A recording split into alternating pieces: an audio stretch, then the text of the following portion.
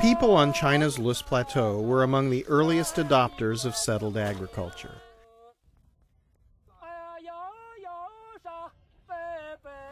But their history also illustrates the impact that human beings have had on the earth.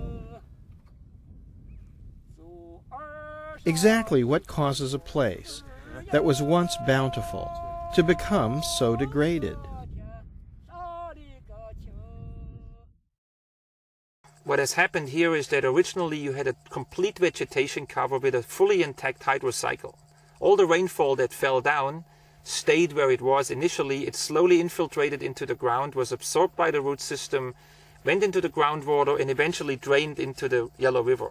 As the vegetation cover was removed gradually, the runoff increased dramatically to the point where now when it rains, 95% of the water immediately is lost. And this is the reason why this area is so dry, why the rainfall has been decreased, why the vegetation cover can hardly be sustained right now, because everything is so dried up.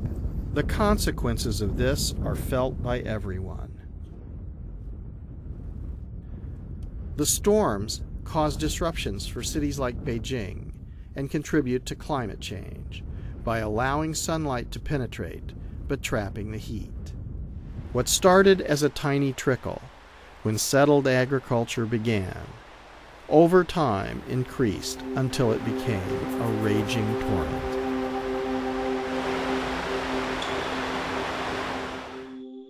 Without normal infiltration, it often meant that there was drought in the rest of the year. And with drought came famine.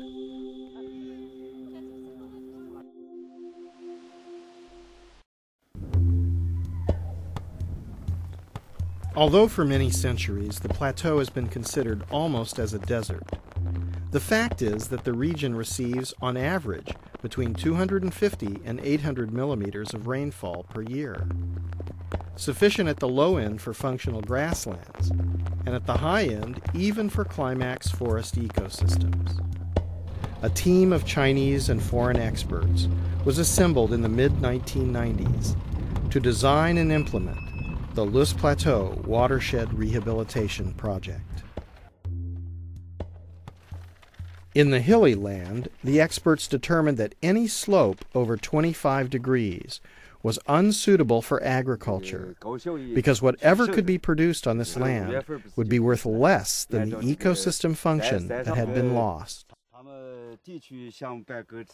This led the authorities to designate areas where farming was forbidden, where the land was allowed to return to a more natural state. By analyzing the few more successful villages, the team determined that several traditional practices would have to end.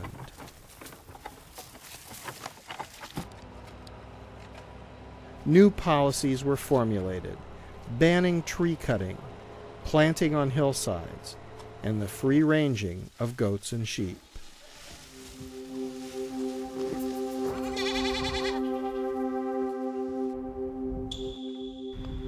An early part of the project was to build small dams that could capture and hold the rainwater during the rainy season.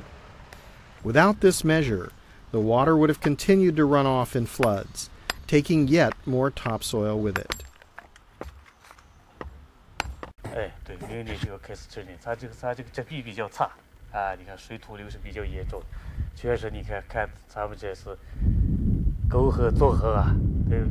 The people's participation became the central part of the project.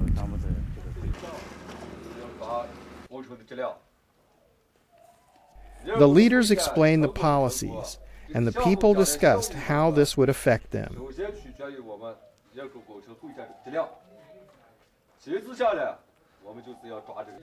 And first among them was land use rights. If the farmers build a terrace and they don't own that terrace, they will not take care of it, they will not invest in the terrace, and it will wash out the first time there is a major thunderstorm, and it's a failure.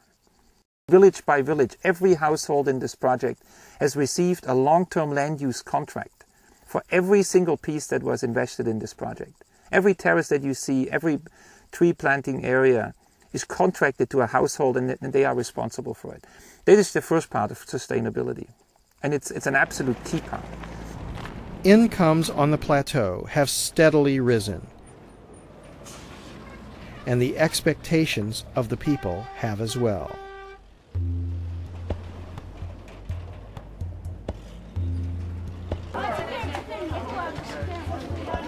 Reversing many generations of decline, now on the Lys Plateau, the people don't think that their lives are just going to grow worse.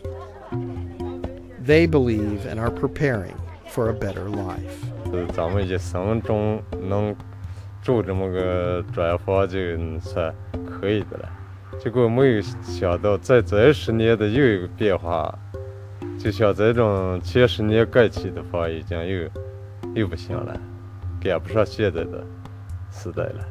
我们从这几年经济发展比较快，一个呢就是产业结构调整，比如说我们把黄坡、黄山治理成这个经济田，这也就增加了这个群众的收入。By bringing effective administration to remote areas, the project helped to introduce modern management systems to communities that had relied on unsustainable traditions for generations. This addition was one more step that helped the people toward a sustainable future.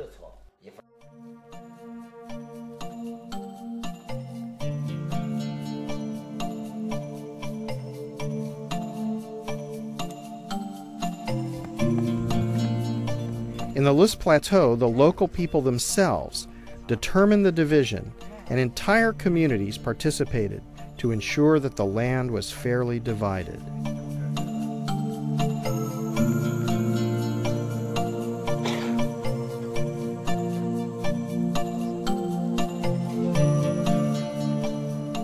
The Lys Plateau Rehabilitation Project planted a very large number of trees.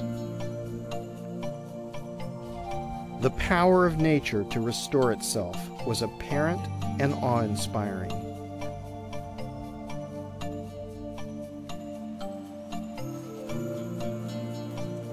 This is Hojago village when we first visited.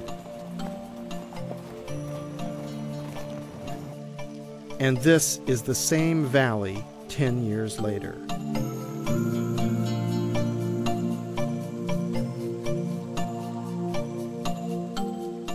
The people of the Lys Plateau are proving that it is possible to rehabilitate large-scale damaged ecosystems, including returning ecosystem function that had been lost over broad areas and long periods of time. This is of enormous significance, as it is exactly the knowledge that is needed to repair ecological damage on a planetary scale.